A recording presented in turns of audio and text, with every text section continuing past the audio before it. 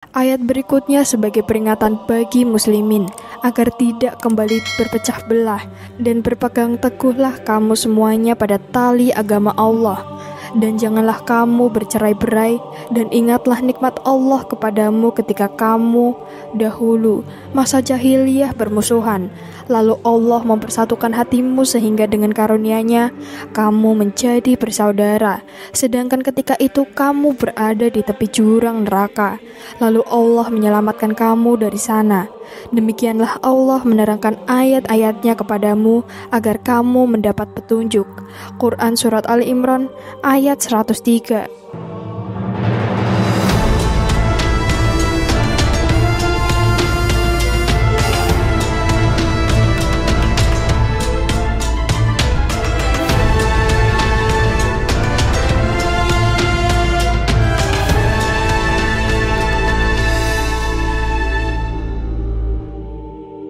Assalamualaikum warahmatullahi wabarakatuh. Halo Sobat Muslimpedia, semoga Allah selalu menjaga antum semuanya. Dan di video kali ini kita akan membahas tentang kala adu domba nyaris membelah Madinah.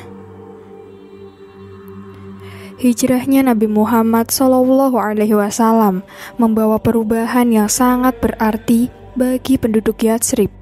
Tidak hanya nama kota tersebut yang berubah menjadi Madinah Al-Munawwaroh, suasana konflik berganti menjadi penuh kedamaian. Dahulu, masyarakat setempat selalu dicekam ketakutan. Di sana ada dua suku yang sama-sama kuat, dan karena itu saling bersaing untuk memperebutkan pengaruh, yakni Bani Aus dan Khazraj. Puluhan tahun lamanya, keduanya bertempur. Bahkan pada Perang Bu'ats yang terjadi 5 tahun sebelum Hijriah, semua pemimpin kedua belah pihak telah tewas. Dalam suasana pasca perang itulah 6 orang utusan Aus dan Khazraj bertemu untuk pertama kalinya dengan Rasulullah SAW. Mereka tak hanya menyatakan iman dan Islam, tetapi juga bersedia melindungi Nabi SAW dengan penuh kekuatan. Berbeda sikapnya dengan pemuka musyrikin Quraisy yang menguasai Makkah. Mereka menerima dengan terbuka kepemimpinan beliau, apalagi di tempat asal mereka kaum Yahudi acap kali mengancam akan melancarkan serangan. Kira-kira 1 tahun kemudian, Rasulullah SAW mengutus seorang sahabatnya, Mus'ab bin Umair, untuk membina kepribadian individu-individu Yatsrib. Akhirnya terbentuklah suatu iklim persaudaraan. Loyalitas mereka hanya tertuju pada Islam, bukan lagi fanatisme kesukuan. Alhasil, suasana ukhuwah Islamiyah sudah kukuh begitu Nabi SAW bersama dengan Abu Bakar As-Siddiq tiba di sana. Kota itu segera menjadi bercahaya.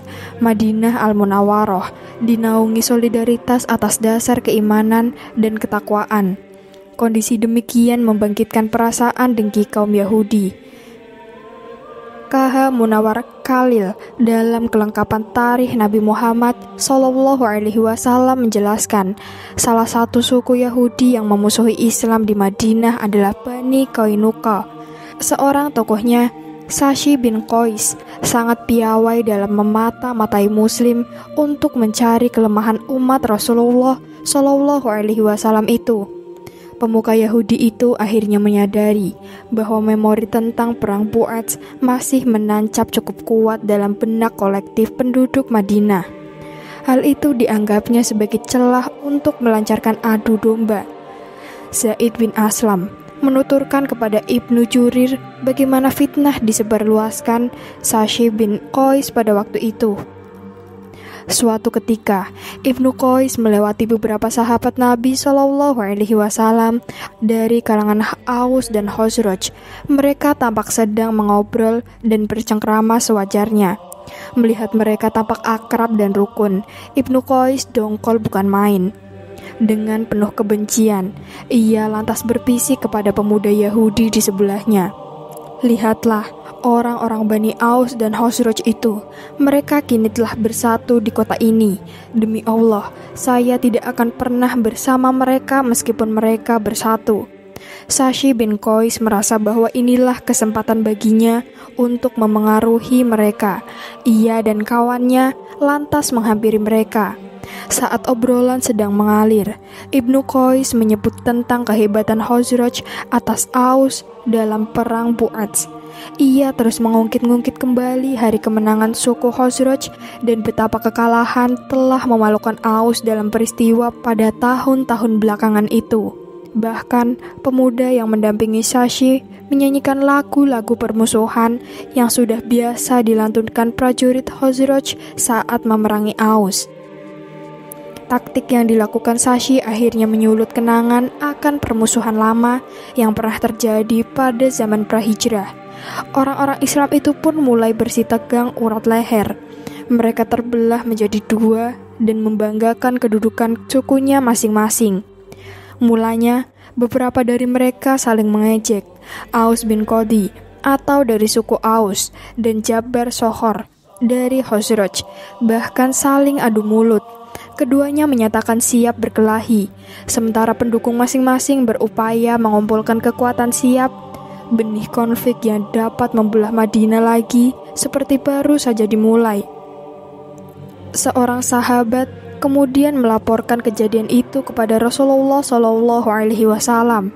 Nabi SAW segera mendatangi mereka dengan ditemani beberapa orang muhajirin. Ya Allah, kumam beliau di sepanjang perjalanan. Sesampainya di lokasi, Nabi SAW kemudian berseru, "Wahai kaum muslimin, apakah kamu sekalian akan tetap dengan kebiasaan-kebiasaan jahiliyah, padahal saya masih berada di tengah-tengah kalian? Bukankah Allah telah menunjukkan kepada kalian jalan yang lurus? Dengan Islam, Allah telah memuliakan kalian, memisahkan kalian dari tradisi-tradisi jahiliyah, dan melunakkan hati kalian. Apakah kalian akan kembali kepada kekufuran yang lama?" Seketika dua kelompok yang tadinya berkelahi langsung terdiam. Mereka menyadari tipu daya musuh-musuh Islam telah membuatnya emosi dan saling menjelekkan. Akhirnya orang-orang itu saling berpelukan dan bermaafan. Mereka kemudian pulang bersama Rasulullah SAW dalam keadaan mendengarkan dan patuh. Mengenai Sashi bin Qais dan ulahnya, turunlah firman Allah Subhanahu wa Ta'ala, yakni surah Ali Imran ayat 98 sampai 99. Artinya, katakanlah Muhammad, wahai ahli kitab, mengapa kamu mengingkari ayat-ayat Allah, padahal Allah Maha menyaksikan apa yang kamu kerjakan?